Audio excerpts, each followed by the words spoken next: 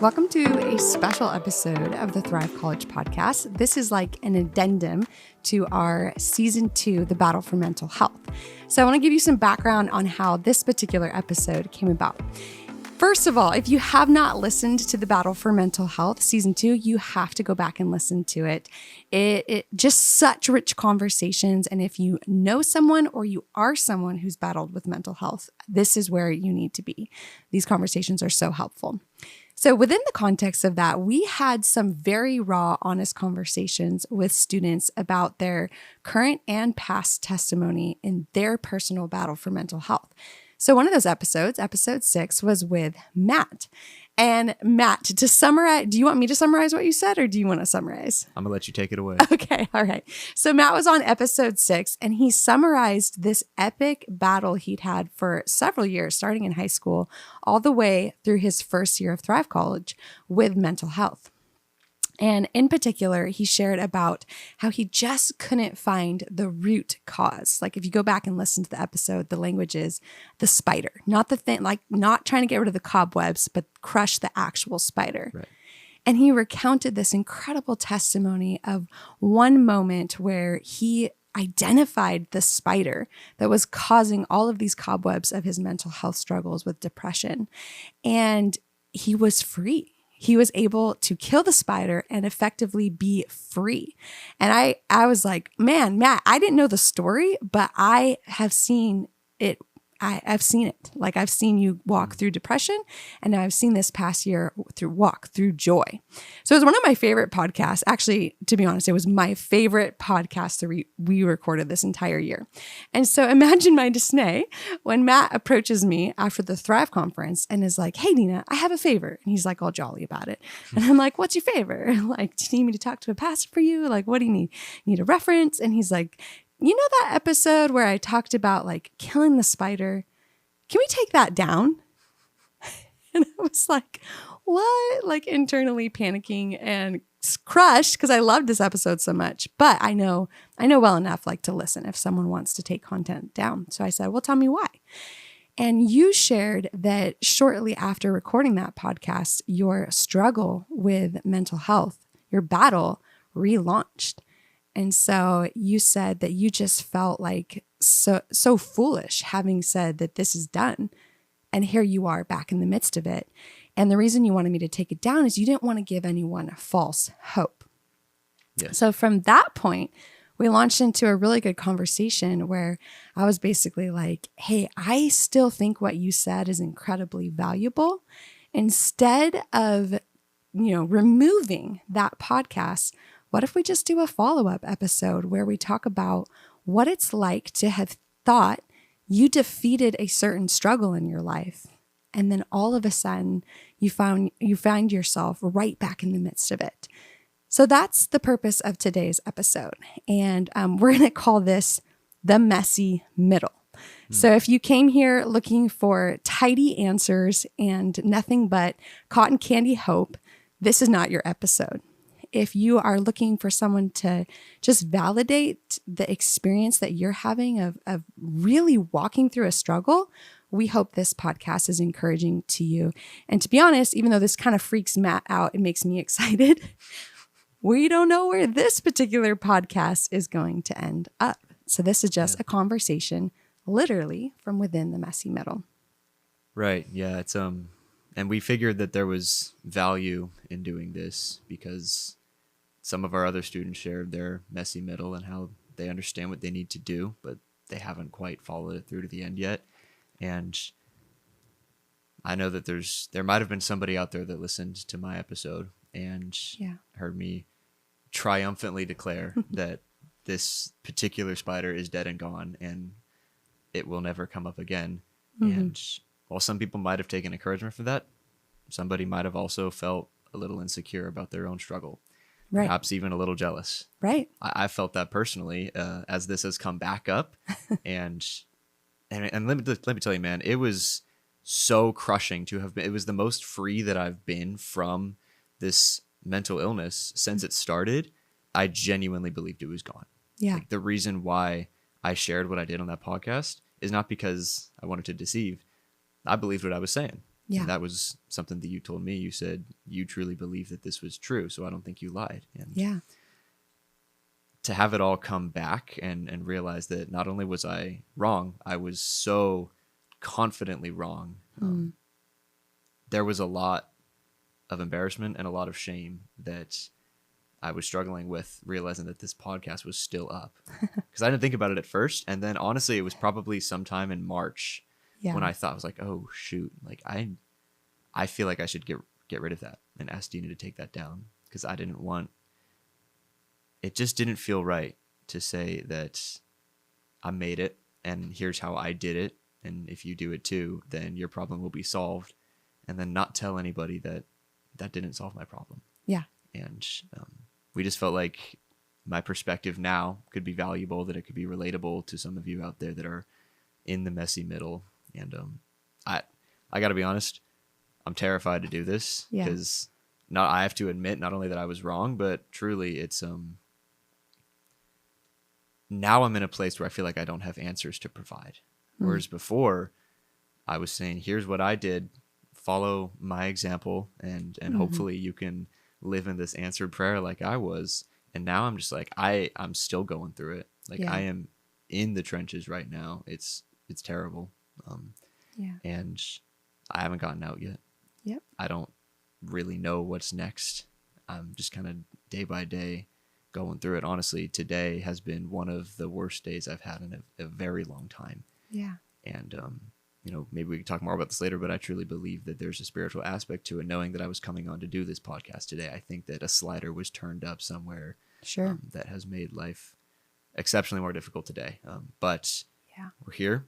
A friend of mine that I mentioned on the podcast before, one of our Thrive College staff leads, Cody, he has walked me through similar struggles. He has mentored me. He's been kind to me. He's been like a surrogate older brother to me in a way. And the number one thing he's been repeating to me in this season is just keep showing up. Just show up. That's good. And that's what I'm doing here. So hopefully this conversation is of some value to you. Hopefully you gain something from it, and we'll see where it takes us. That's good. All right, let's get specific. When you say this is a hard day for me, what does hard look like for you in your mental health struggle? It took me about an hour to get out of bed.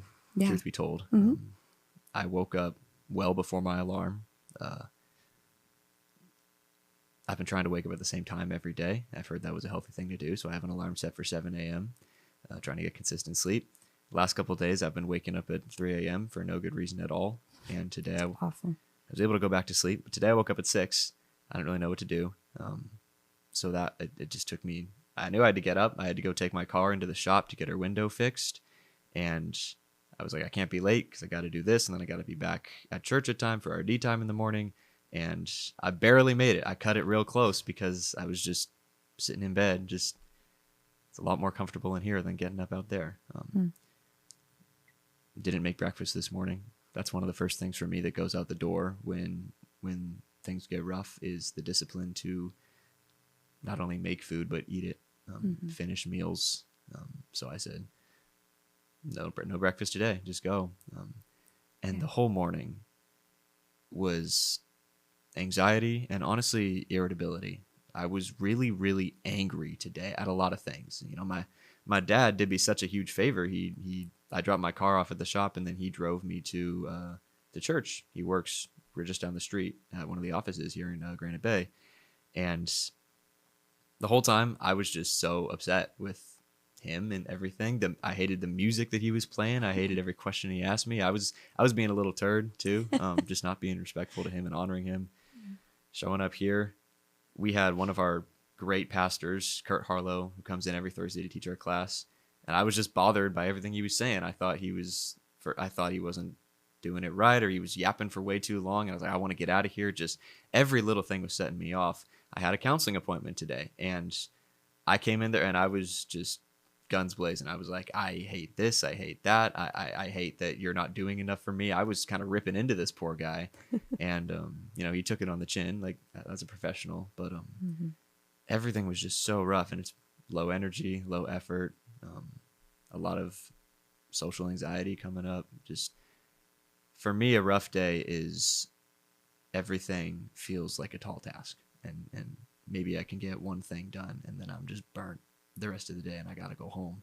Yeah. Can't exactly go home when I don't have a car. And so I've kind of just been sitting here around trying to do the right thing, trying to help people out. It's just hard. Yeah. And if you're listening and you're going through something, I think maybe you can put words to something that I can't. It's just hard. Yeah. And you haven't had a whole lot of time to even prepare for this conversation because you've been thinking about talking to me since March, but we didn't talk until last Friday. Right. So like 6 days ago, you brought it to me. And then I was like, let's talk again because we just got cut off in that conversation because we were helping with the Thrive conference. And so we talked on Wednesday, was it? Tuesday. Okay. So Tuesday, we decided we're going to do this follow-up podcast. And I was like, hey, I'm going to try to grab studio time. So I texted Matt last night. And I was like, hey, any chance you're available Thursday at 5? And he's like, let's do it.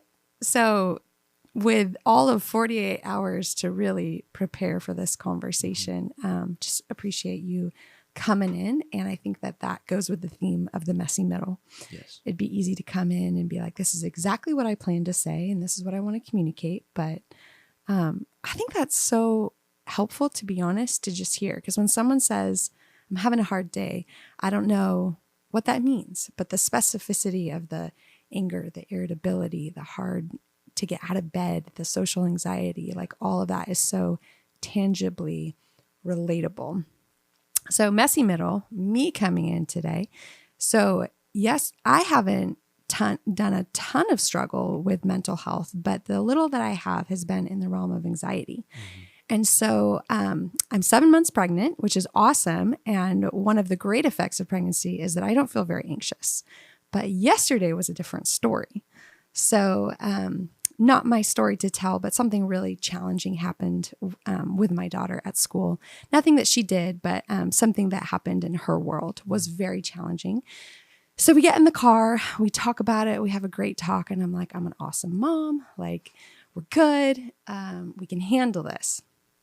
She throws like a rage fit. She has not thrown since she was 3 years old. She's 6 now.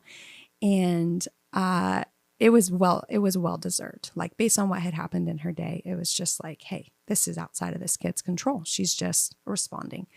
But unfortunately, what that takes me back to is a lot of the interactions with my daughter that have triggered some of my anxiety in the past. And so I found myself in the car trying to be a super competent parent, dealing with my 6-year-old. I've also got my 2-year-old in the car, and I just start crying, like uncontrollably crying, because I feel locked in this anxiety mode of like, I have to be here for my kid, but I am right in the middle of my own battle with anxiety. And so, yeah, so today for me has felt like just really tender, just like I can cry. Like, if you say something sad, Matt, I'll be crying because I can cry at the drop of a hat, and disoriented. So it feels like it's been very hard to collect myself. It's been very hard to be spatially aware of like what's going on and aware of what's happening in other people. So that's my messy middle that I'm bringing to the table. That's especially for people like us, so involved in ministry where everything is to do with people. Right. When you're so locked in your own little, for me, it's like a little gray box and nothing really gets in or gets out. Yeah. And I know that I have my best friends in my small group and in my life are struggling also with depression and struggling with very difficult circumstances, with performance anxiety, with relational tension. Yeah. There's so much hurt in the lives of the people that I'm trying to care for, and I feel as though like I'm compromised. And maybe at the start of the year, I was in a place where I could really make a difference and I could do ministry and I could love. And lately, I felt useless. I felt like damaged goods, and I just feel like I'm not getting my job done, and I worry about my friends who leaned on me a lot at the start of the year, who I've been hearing less from. Yeah. Like, are they okay? Yeah. it's no fun to be on either end of it. But with where I'm at right now, I'm kind of trapped in the middle where I want to be better, not just for myself, but also for my friends. And, right now I don't have that. Yeah. Not, I don't know if that's really relevant, but it's what I I'm think feeling in the so. moment. And I think that, man, I think shame is such a big part of this conversation, and feeling incompetent is part of this conversation. And for me, I don't know how that makes you feel, but for me, that stirs up anger towards God. Like, God, like I am trying to do all of these great things for you, for your kingdom, be available for me, to my family. And why are you letting me have this battle right now? Because you could snap your fingers and you could heal me of this. Like I'm your daughter and I'm crying out to you. Mm-hmm. Take away this anxiety. I don't want to be feeling this right now. And yet it's here, it's present, it's locked in my body, and I'm going to have to now do the work to get it out. But I feel like I don't have time for that. So, Yeah. and I wonder, because I know, so my day goes like this, like, got to care for my kids, get to care for my kids, but sometimes it's also a got to care for my kids. Sure. And then tonight, I have an event that I'm putting on for Thrive College that I'm responsible for, and also want to show up to this podcast with you and do a great job. So those are all my things that I'm bringing to the table. For you, you have a giant event tomorrow, right? That is linked to your internship. So Yes. share what you're involved in tomorrow, how important it is, how hard you've been working for it, and how crappy it is, if we can say that this is happening the day before that event. Yeah, man. Well, tomorrow is the single biggest event that my ministry puts on. That ministry is our ministry for our special needs kids and young adults, really, as anyone with special needs and disabilities in our area. And it's called Enchanted. And there's a lot of churches that do events like Enchanted, but it's a prom night that we host for teens and young adults with special needs who, for whatever reason, aren't able to attend their own high school prom. Maybe it's just something as simple as the lights are too light, or there's too many people, or maybe it's just the sad reality that nobody wants to go to prom with a special needs kid. Yeah. And so we provide literally hundreds of volunteers to come be somebody's date for the night, walk them down the red carpet, bring them into our worship center, which we have completely glammed out and turned into this amazing ballroom venue. It's awesome. We've been setting up a little bit today, but we've gone out, gathered all of our materials. We're set and hitting the grind tomorrow, setting everything up.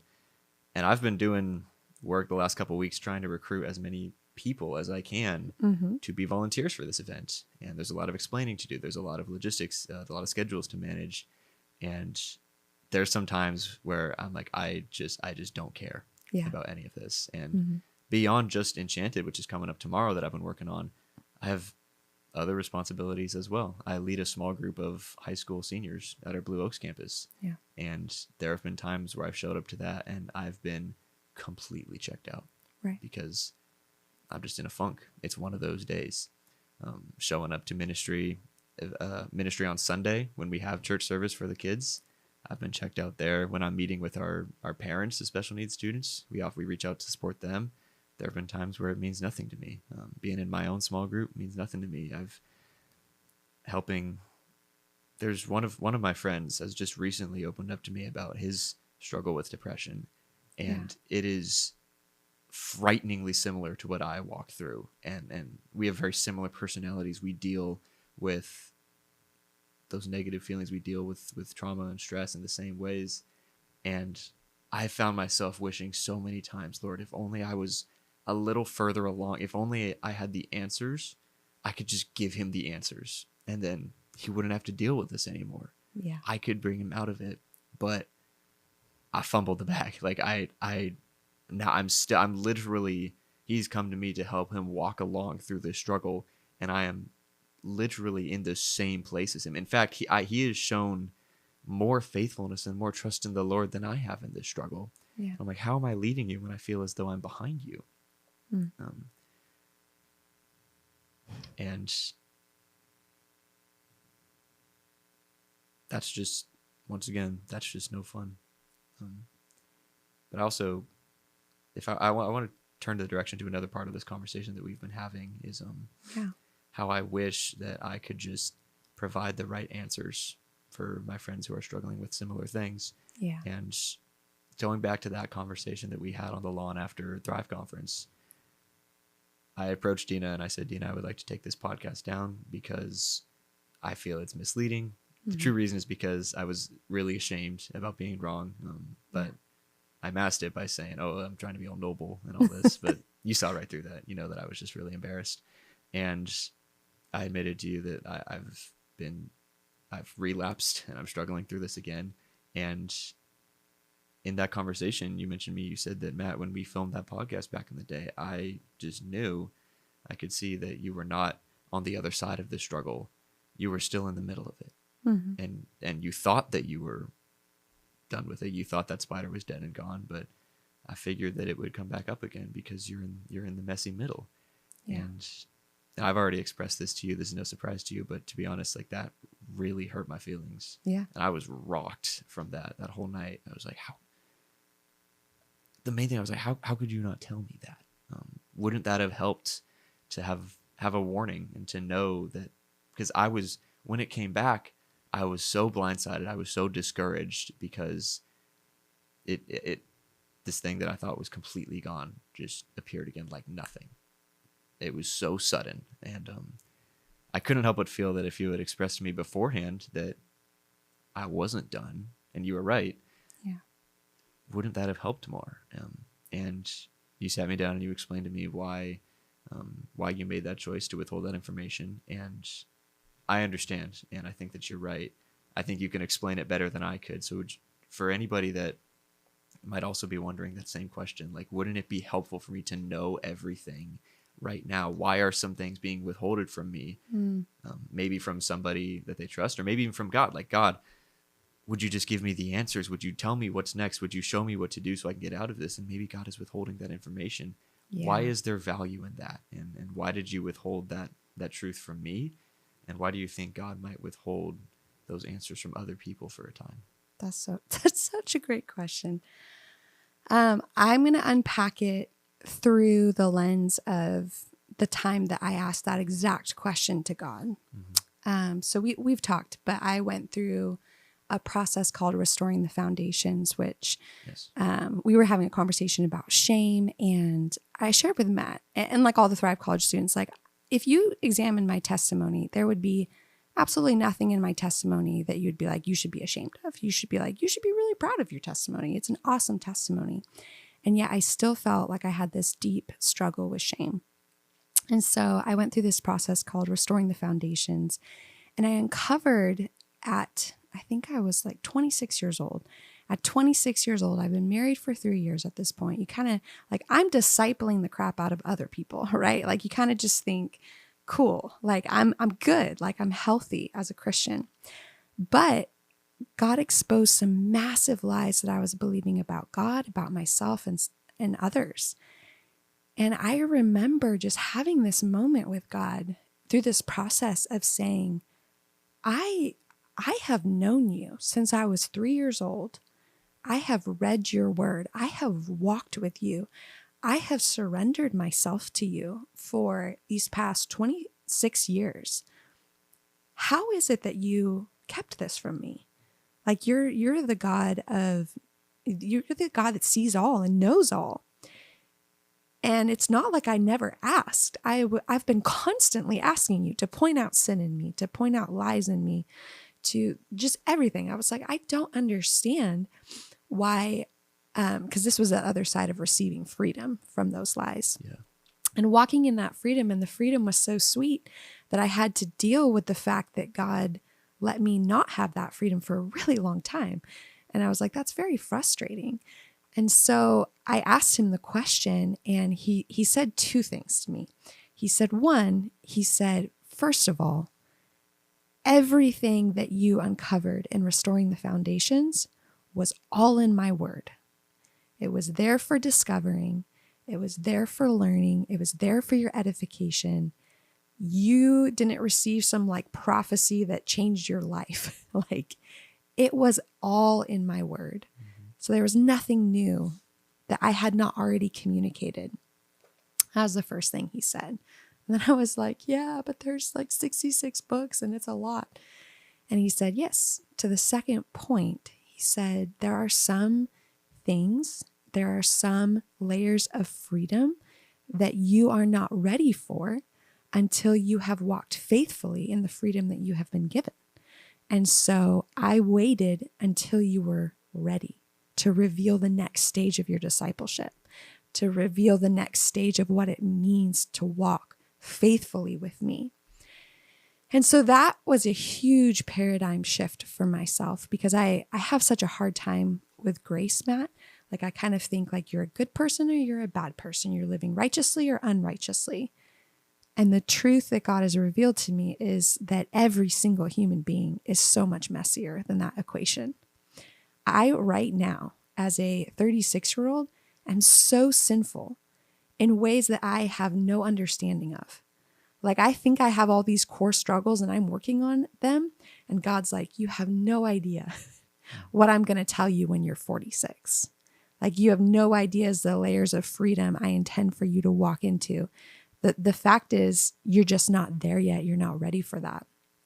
A biblical parallel to this is that in the Old Testament, God told the Israelites to move in and to take territory. He would say, go take territory, fill the land, establish yourself, and then move and take more territory. So it wasn't this blitzkrieg of like, go defeat all the Canaanites. Mm-hmm. Like, that's kind of how it reads to us because we read chapter by chapter. Yeah. But really it was this a little bit slower process of moving in, gaining, occupying territory, living in the freedom and the blessing and the promised land that you have been given. And then from that point on, God says, go take more territory. So that's how I view the Christian life now. And that's why it was okay for me, which, by the way, I'm not a prophet. Sometimes I do feel like God gives me insight into people's story, which is what I felt like happened in the podcast with you. As I was like, in the moment, recording it with you, I was like, I don't think this particular story is done. I didn't know if it was going to be, by the way, the same spider or a different spider. Mm-hmm. But I was like, I feel like this story is not over yet.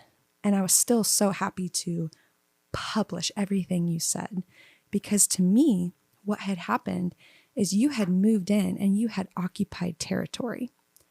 So there's one thing I could reframe for you, Matt, is I feel like the way you're viewing this, you use the word relapse. I feel like you view this as like conquered territory that the Lord has won for you, that has now moved back into the enemy's camp. And you're like, and now these battles that I thought I had won, no, I've actually lost them. Like, all the ground that God had taken is back in the enemy's hand, is back in depression's hand. And to me, that just is not the right narrative here.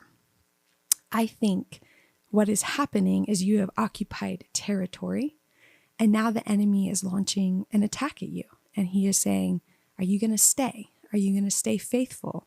Are like this next round of attack that is coming at you through this same exact process, by the way, that he's used before to derail you, because he's not creative. He's just like, well, that worked for Matt in the past. Let's try that. Let's try that play again. And so now God has allowed this attack. Satan has orchestrated this attack. And the question is, are you going to cede territory? Are you going to unlearn who you know God is? Are you going to unlearn who you know Matt is? Are you going to allow depression to shape your story louder than God shaping your story? And from the messy middle, you cannot give an answer to that. All you can say is, in faith, the answer is, this is God's territory. I belong to God, and I will not give myself over to depression. I will not give myself back to the enemy. I will still believe that as freedom has been in the past, there is freedom in the future, no matter how long that takes. But what if I have given that up to the enemy? Like, what if I really have not done those right things? Yeah. Well, this is the fun part of getting to be with you in Thrive College. You can't see this progress in yourself, but I see this progress in you. You're a very easy person to read when you're walking through depression. You wear it on your sleeve. It's very evident. And so I think it was like the next week after we filmed the podcast, you came in and I was like heartbroken for you. I was like, and I've been praying for you ever since. But you still walk differently. You literally walk taller. You talk to people more. You make more eye contact.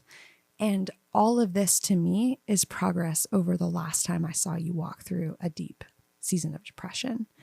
And so at first I would say, just from my observation, I don't think that it is the same that it was 2 years ago or a year and a half ago.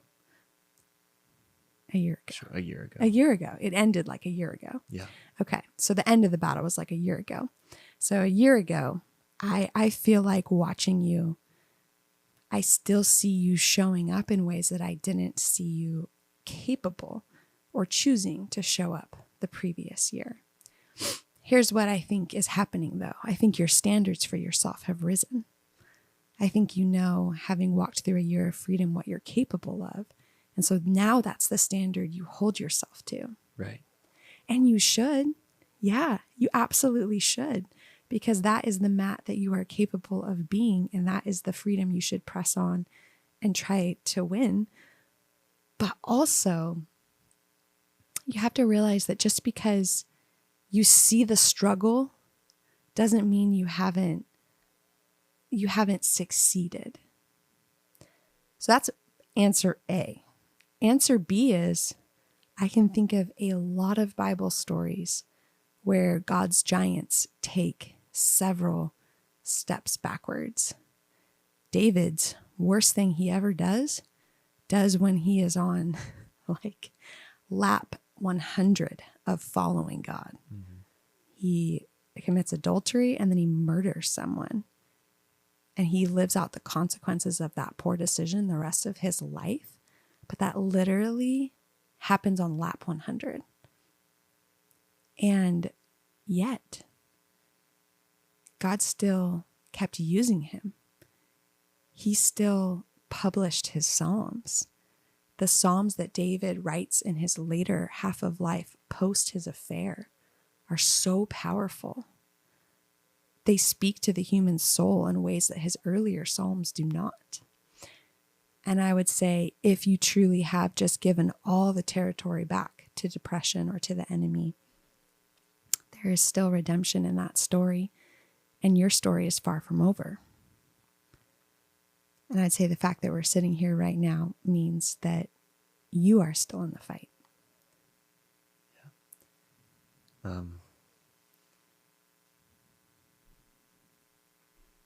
Funny thing about all this is that I'm 20 and I'm still so young. I still have so much to learn in and grow in and experience. And it's like, I can understand in my head that I got to wait a little bit before I conquer the next territory. I just got to stay in this one for now, and the Lord will. I'm not meant to be doing the things that I'm going to do when I'm 50, when I'm 20. And that makes sense in my head. But right now, I'm here as a 20-year-old, and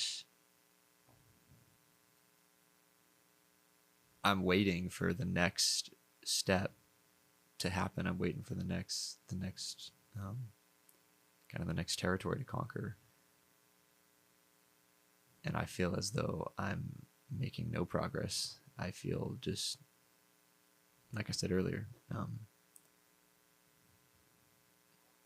damaged, broken, worthless. I could go on and on. I won't. We were morons and didn't bring tissues to this session, so I'm going to spare us that. But I feel as though there's a perspective that's gained when you are older, in your 30s, having had a career in ministry, a parent, a wife, and you've just simply spent more time with the Lord than I have.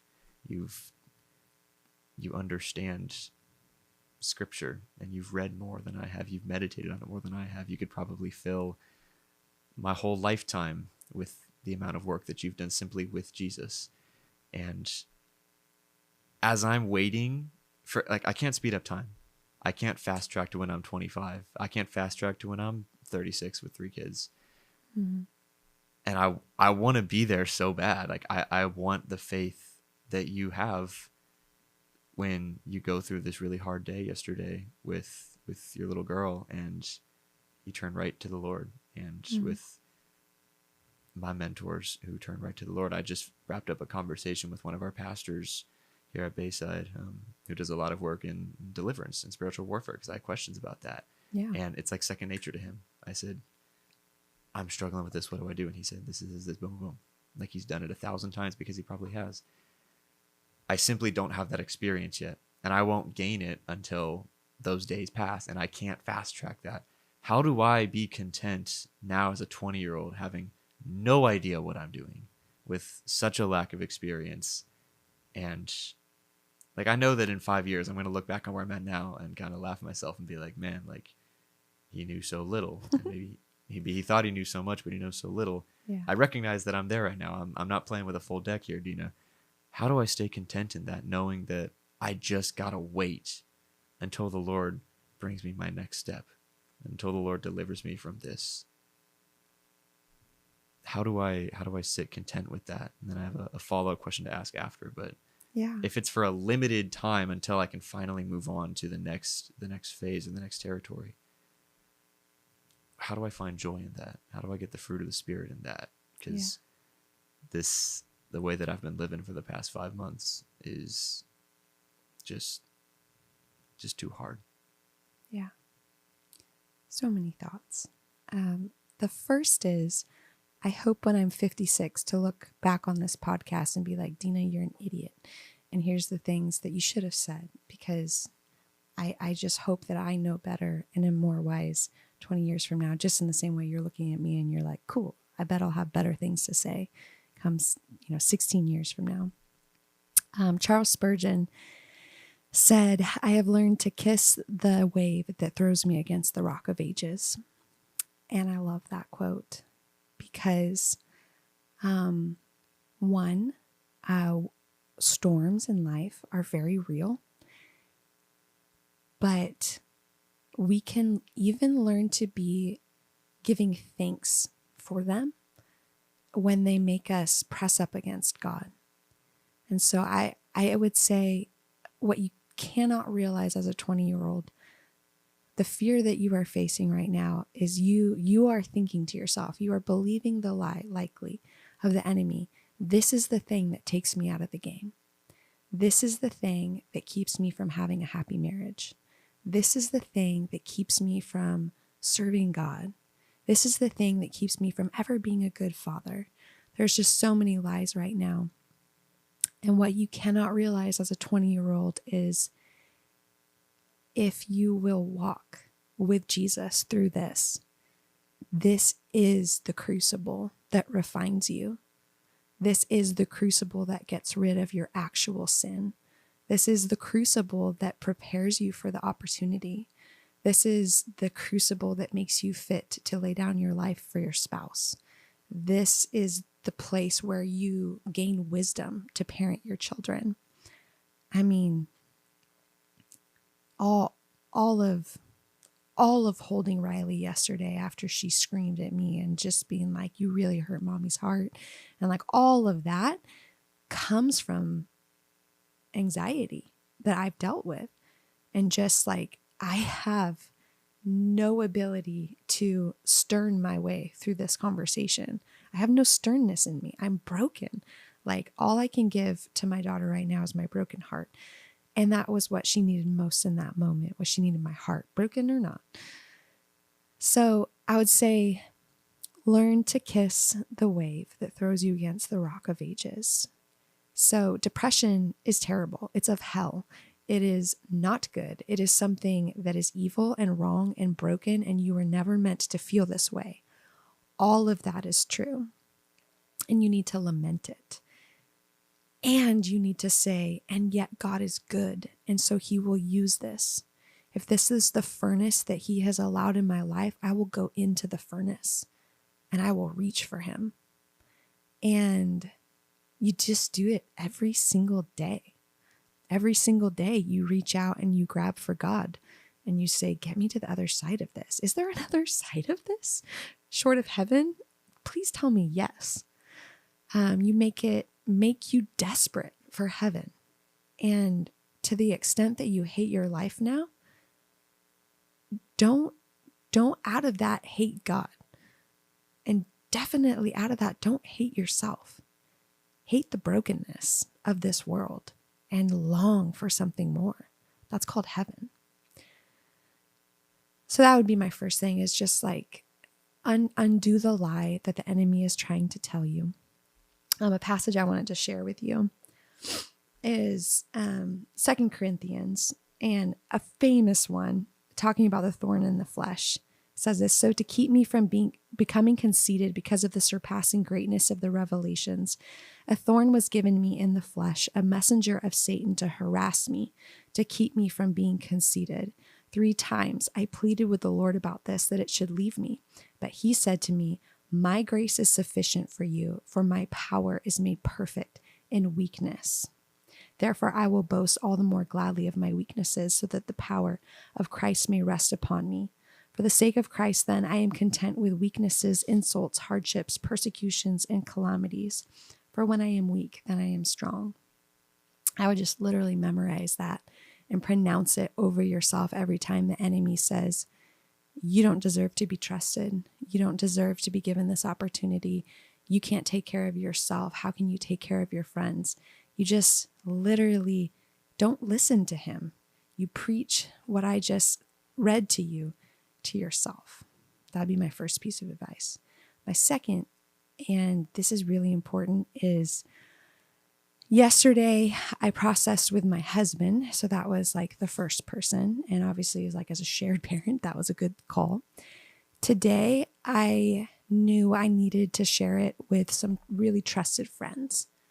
And so I sent them a text and I said, here's what happened. Here's how I'm feeling. Here's what I need. And so I think just having those people, and the 3 people I texted, I had lots of reasons not to text them.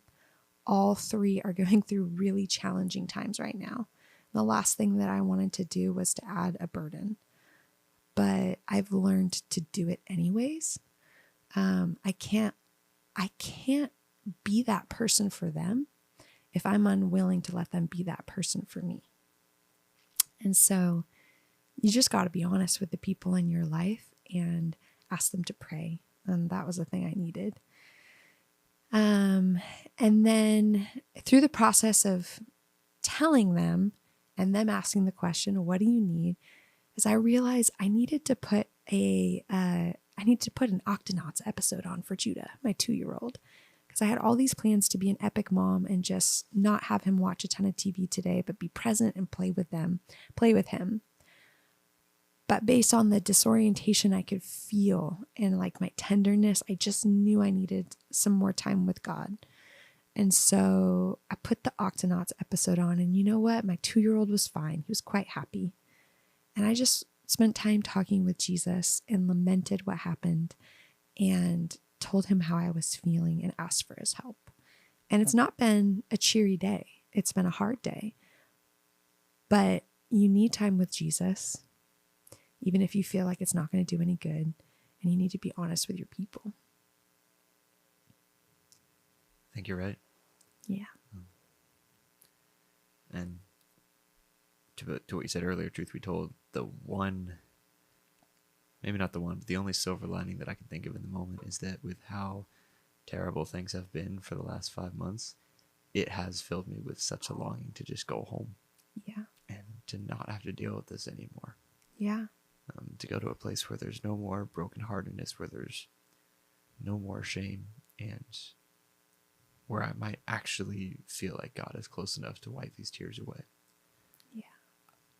I now realize how much I deeply, deeply hunger for that. But it's hard knowing that, gosh, I just wish that maybe something will happen and I'll get to go there tomorrow.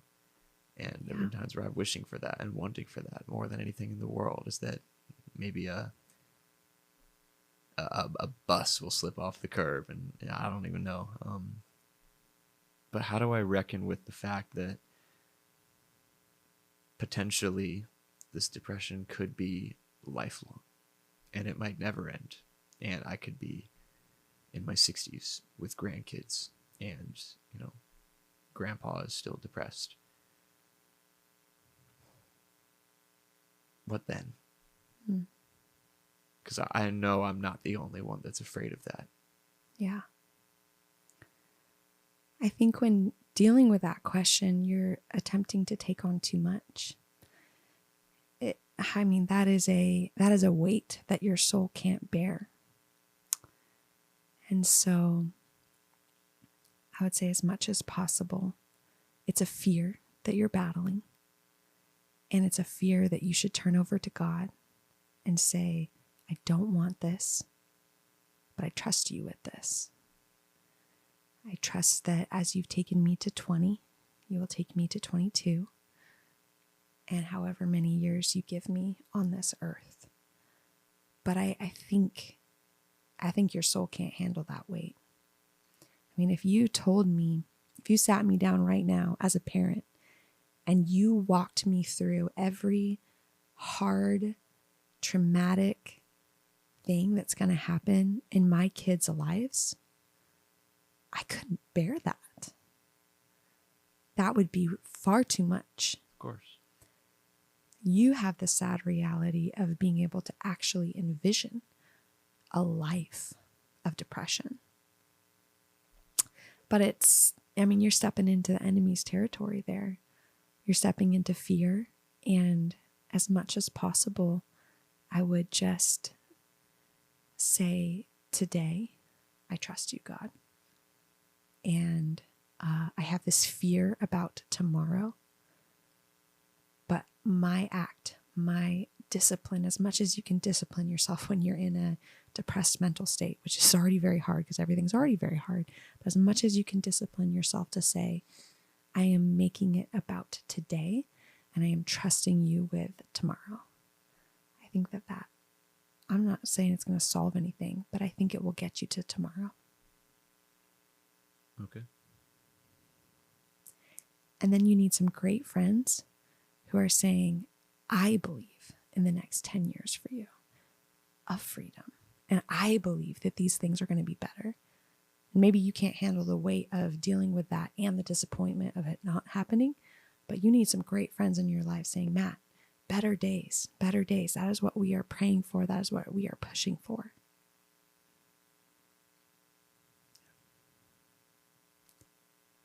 I don't know how you are feeling at the close of this conversation, but I feel like this was so much deeper than I was even hoping for. I feel like this is the messy middle. And I feel like there are some people who are like, can't handle. And so they probably tuned out a really long time ago. It's like, whoa, way too deep. But then there are other people who are saying like, I am in it, in the middle with you. So to those people who are saying like, I'm really scared about the future and it's really dark right now, is there anything you would like to say to them?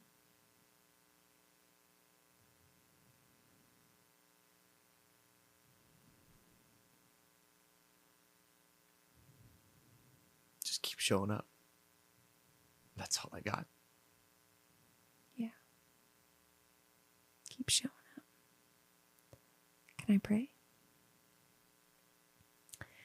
God, I pray for the person who, even just hearing those words, keep showing up, like the thought of having to show up is too hard.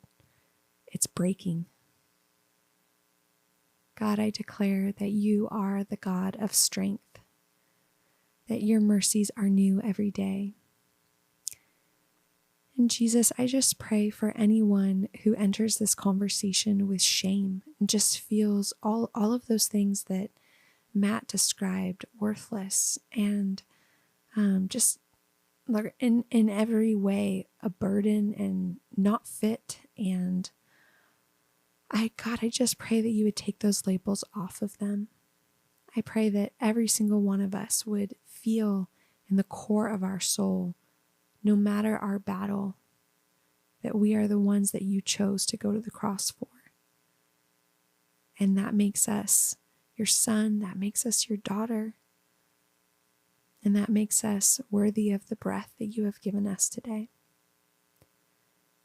I pray you would reach into the lives of your precious children and you would choke out the voice of the enemy, and that your voice would be strong and your voice would do great things.